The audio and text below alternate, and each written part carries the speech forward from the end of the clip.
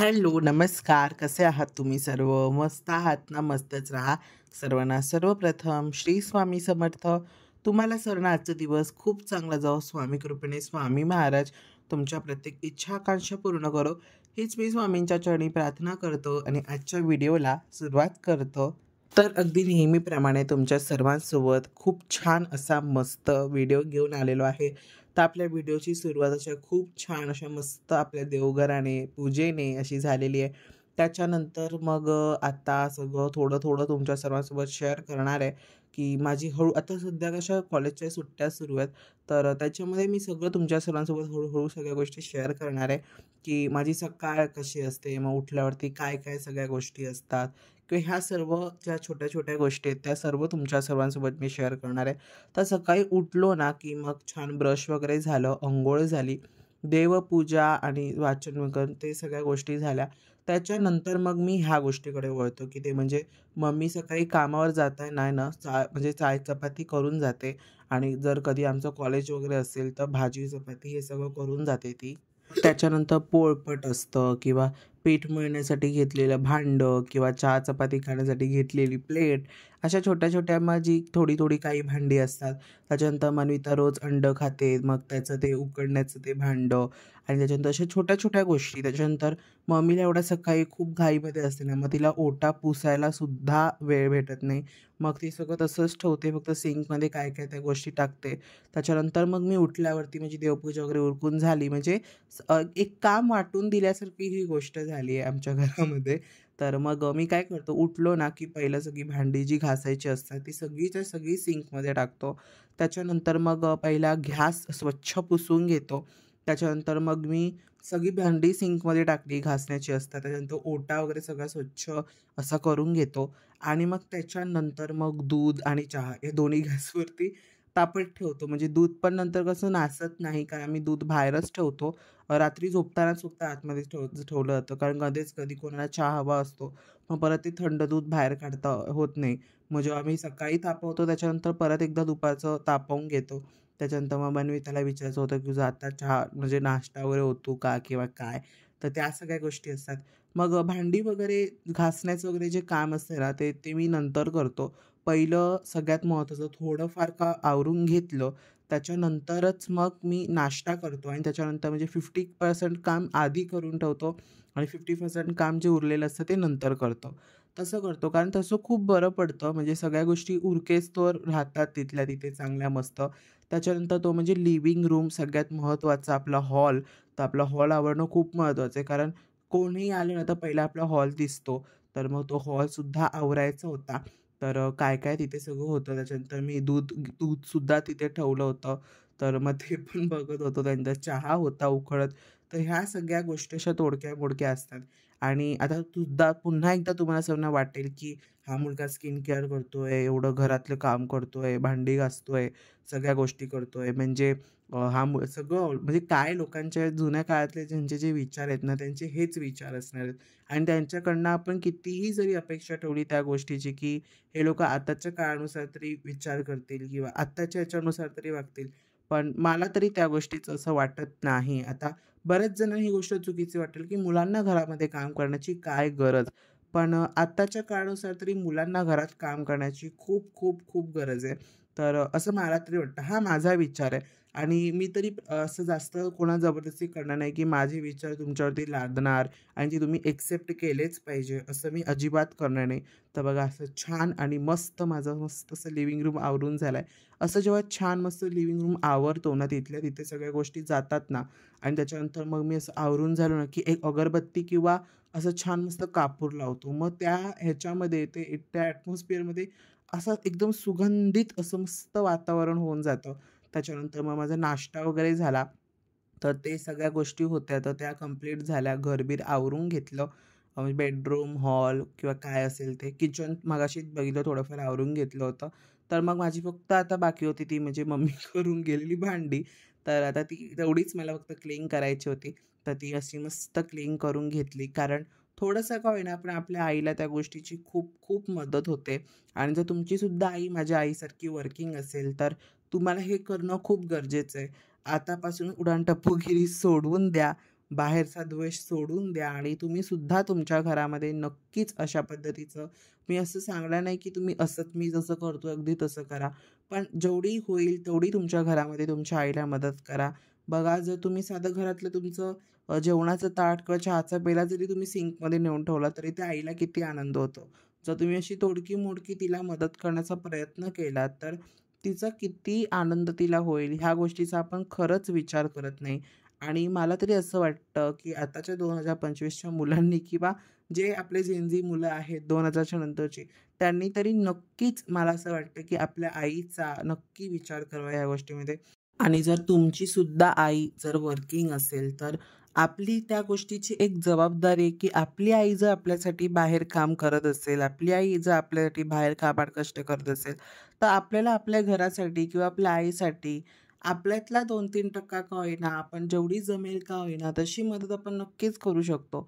सगळ्यात पहिलं महत्त्वाचं जर आता तुमची आई आता प्रत्येकाचीच आई घरामध्ये नक्कीच कपडे धुत असेल, पण प्रत्येकालाच मशीन किंवा अशा गोष्टी आवडतात असं नाही. अगदी तसं त्यामध्येच माझी मम्मी आहे.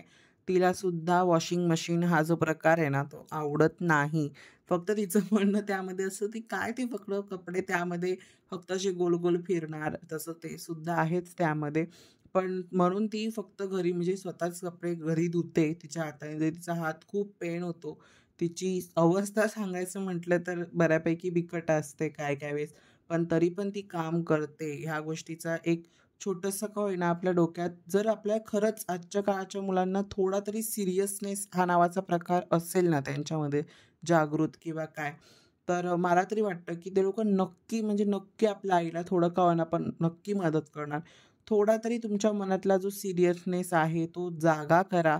आणि आताच्या काळामध्ये खरंच ते जागं करणं थोडंफार मला तरी वाटतं कठीण आहे. पण अशक्य तरी नाही आहे, कठीण आहे, अशक्य नाही आहे.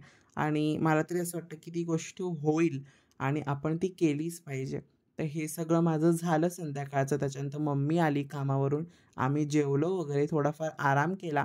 त्याच्यानंतर मला ती एक गोष्ट तुम्हाला दाखवायची होती. माझ्या घरात आहे ना, म्हणजे जिथे मला स्वामींनी घर दिलंय, तिकडे संध्याकाळच्या वेळ म्हणजे स्वर्गातली वेळ असं मला तरी वाटतं. एवढी प्रचंड हवा असते संध्याकाळची, की तुम्हाला मी काय सांगू. आणि असं नाही की आता दररोज अशी संध्याकाळची ना अशी मस्त फ्रेश एकदम छान हवा असते. तो आम्ही ना दोन्ही खिडक्या खोलतो, म्हणजे म्हणजे किचनची जी खिडकी आहे ती सुद्धा पूर्ण ओपन करतो. त्यानंतर लिव्हिंग रूमची खिडकी आहे ती सुद्धा पूर्ण ओपन करतो. आणि आता छान अशी मस्त बत्तीची वेळ झाली होती. आता हे घड्याळ माझं 20 मिनिटं पुढे आहे म्हणून त्याच्यात 6:30 वाजलेत. तर ते सगळं झालं दिवाबत्ती वगैरे होण्याच्या आधीचं हे तुम्हाला दाखवतोय मी. तर आम्ही गेलो होतो 3:30-4च्या आसपास, आम्हाला जायचं होतं डी-मार्टला. डी-मार्टला म्हणजे मी आणि मम्मी नव्हतो गेलो. तर आमच्या समोर ना एक काकी आल्यात राहायला. ते काकी आहे, एक ताई आहे आणि एक आजी आहे. तर त्यांच्यासोबत मी गेलो होतो डी-मार्टला. बघा, ह्या काकी आहेत, मीता काकी. तर ह्यांच्यासोबत मी गेलो होतो आणि ह्या आजी आहेत, म्हणजे मीता काकींची मम्मी. तर हे आमच्या समोरच राहतात. ह्यांचीसुद्धा एक दिवस मी तुमच्या सर्वांसोबत ओळख करून देईन. कारण बऱ्याच जणांना कॅमेरा आवडतो, नाही आवडत असं सुद्धा असतं. तर म्हणून त्यांना विचारून सांगावं म्हणजे तुमच्या सर्वांसोबत शेअर करावं लागेल, की बाबा तुम्हाला कॅमेरा आवडेल का? तर मीता काकी नी तर हाय केलं ऑब्व्हियसली, मग त्यांना आवडत असेल कॅमेरा. म्हणजे काही-काही जण कॅमेऱ्याला कसे शाय असतात, पटकन एक म्हणजे पटकन रिप्लाय किंवा असं लाजतात. तर अशा सुद्धा काही-काही गोष्टी असतात. तर असं होतं. आता आम्ही विद्याविहारच्या डी-मार्टला जात होतो. तर विद्याविहारला मग उतरलो. त्याच्यानंतर मग रिक्षा इकडनं पकडावी लागते. स्टेशनवरून आपण उतरलो ना किंवा तिकडनं रिक्षा पकडायची असते. तर पुढे एक अशी गोष्ट घडली माझ्यासोबत, की ती म्हणजे डी-मार्टमध्ये सगळ्यात मला वाटलंच होतं ती गोष्ट माझ्यासोबत घडणार. आणि स्वामी कृपा म्हटलं थोड्या वेळापूर्वी, की स्वामी कृपा आहे म्हणून ती गोष्ट तिकडे नव्हती. पण नंतर मग मला तिकडे जाऊन ते एक दादा म्हटले, म्हणजे तिकडचे जे पिऊन होते. सो त्यांनी मला सांगितलं, की "इथे शूटिंग अलाउड नाही आहे." तर मला असा मस्त धक्का बसला, की तुमच्या सर्वांसोबत जे मला शेअर करण्याचा जो प्लॅन असा मस्त करून आलो होतो ना, तो सगळा त्याच्यावर असं मस्त त्या दादांनी पाणी फिरवून टाकलं. म्हणजे आता त्याच्यात त्यांची पण चूक नाही. त्यांच्या ह्याचा म्हणजे त्यांचा जो रूल आहे त्यांनी तो मला सांगितला. पण थोडंफार का होईना स्वामी कृपेने तेवढं तरी मला तुमच्या सर्वांसोबत शेअर करता आलं. तर मी बरेचसं काय-काय प्लॅन केलं होतं. म्हणजे मी काय-काय घेईन ते तुमच्या सर्वांसोबत शेअर करेन वगैरे. तर ह्या सगळ्या गोष्टी तुमच्या सर्वांसोबत मी ठरवून बाहेर पडलो होतो. आणि जेव्हा केव्हाही मला तुमच्यासमोर ब्लॉग शेअर करायचा असतो ना, तर तेव्हा त्यामध्ये पण मला प्लॅन करावं लागतं, की त्यामध्ये मी काय शेअर करू किंवा तुम्हाला त्यामध्ये ते आवडेल असं. पण असं म्हणतात ना, की स्वामी सेवा किंवा देवाची साथ असली ना, की कुठल्याच गोष्टीचं काही कमी नाही पडत बघा. जिथे जाऊ ना, तिकडे मला स्वामी नक्की म्हणजे नक्की भेटतात. आता जशी ह्या गाडीवरच्या इथे मला स्वामी मिळाले. जिथे जाईन ना, तिकडे मला नक्की स्वामी कसं ना कुठल्यातरी स्वरूपामध्ये दर्शन देतात म्हणजे देतातच. आता दररोज जेव्हा मी कॉलेजला जातो, तेव्हा सुद्धा मला स्वामी दर्शन देतात. खूप म्हणजे अनुभव तुम्हाला जेवढा सांगेल ना स्वामींचा तेवढा कमीच आहे. त्यांची लीला सांगू ना तेवढी कमीच आहे. तर आजींनी ना समोरची अशी मस्त लिस्ट बनवून आणली होती त्यांच्या सामानाची. म्हणजे काय गोष्टी विसरू नये म्हणून मग काकीने ती लिस्ट उघडली आणि मग त्याच्यानंतर आम्ही पटापटा सगळ्या गोष्टी भरायला सुरुवात केल्या. ते म्हणजे अशा मोठ्या डीमार्टच्या इथे ना, हे सगळ्या गोष्टी आपल्यालाच भराव्या लागतात. म्हणजे आपल्या जेवढं किलोमध्ये हवं असेल ते आपल्यालाच सगळ्या गोष्टी करायच्या असतात. म्हणजे साखर म्हणू नका, डाळ म्हणू नका, त्याच्यानंतर मग पोहे आहेत किंवा गहू आहेत, तांदूळ आहेत, पापड आहेत, काही तुम्हाला जे वाटेल ना, ते तुम्हाला हवं असेल असं स्वतःच्या स्वतःच आपल्याला घ्यावं लागतं. आता हे जे मापटं आहे ना, ते कितीतरी ग्रॅम काय कितीचं तरी असतं. आता ते मला एक्झॅक्टली माहिती नाही. पण काकीने आता पटापटा सगळं भरवत आणि त्या पण मला काय-काय गोष्टी सांगत होत्या, की असं-असं इथे असतं. आणि डी-मार्टला बऱ्यापैकी तरी कमी ह्याच्यातनं भेटतं आपल्याला सामान. कुठलंही पेड प्रमोशन नाहीये. फक्त मी तुम्हाला सांगतोय, की तुम्ही आता डी-मार्टला तर बरेच जण जात असेल. प्रत्येकाला डी-मार्ट हा ऑप्शन माहितीच असणार आहे. तर असं छान पॅक करायचं. जे आपल्याला हवं आहे ना, ते म्हणजे किती किलोमध्ये किंवा कसं काय आपल्याला हवं आहे, ते आपण स्वतःच्या स्वतः तिथे पॅक करून घ्यायचं. आणि मग नंतर मग ते तिकडे पुढे ते लोकं मग त्याचं नेट-वेटमध्ये सगळं चेक करतात, किती आहे, किती वेट आहे वगैरे. आणि मग त्याच्यानंतर मग ते लोकं जेवढं आपल्याला जर त्यामध्ये एक्स्ट्रा असेल, तर त्याचे अजून पैसे लावतात. आणि जर आपल्याला जेवढं हवं असेल, ते लोकं त्याचं सांगतात. मग ते जास्त असेल, तर मग ते परत काढावं लागतं. म्हणून जरा नीटनेटकं अचूक भरण्याचा प्रयत्न करा तुम्ही. आणि तिथे असे बॅगेससुद्धा ठेवल्या असतात. आता तुम्हाला समोर दिसत असेल 5 केजीची बॅग आहे, 2 केजीची बॅग आहे, 1 केजीची बॅग आहे. अशा तिन्ही प्रकारच्या बॅग्स तिथे अवेलेबल ठेवलेल्या असतात. आपण फक्त जायचं, किती किलो ह्याच्यामध्ये आपल्याला हवं आहे ते फक्त घ्यायचं. बघा इथे असं हे हे काटासुद्धा ठेवलेला असतो. मग आपण चेक करायचं, की आपल्याला किती किलोमध्ये कसं काय सगळ्या गोष्टी हव्या आहेत त्या. आणि आता काकींना होतं मग काकींनी थोडंफार घेतलं. मी काही जास्त असं सामान गेलो नव्हतो. कारण मी फक्त बघायला गेलो होतो, की एक्झॅक्टली कुठे आहे डी-मार्ट वगैरे. कारण आम्ही सुद्धा महिन्याचं सामान, महिन्याचा किराणा डी-मार्टमधूनच ऑर्डर करतो म्हणजे तो आम्ही ऑफलाईन पर्चेस करत नाही. आम्ही नेहमी ऑनलाईन ऑर्डर करतो.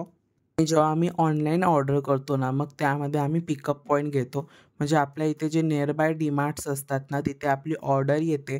मग आपण पिकअप पॉइंट घेतल्यामुळे तिकडे जाऊन आपण आपली ऑर्डर रिसीव्ह करू शकतो. स्वामी समर्थ, की जसं की आता तुम्ही बघितलं छान असा पूर्ण आजचा जो माझा दिवस होता, तो तुमच्या सर्वांसोबत शेअर केला आणि आता मस्त रात्र झाली आहे.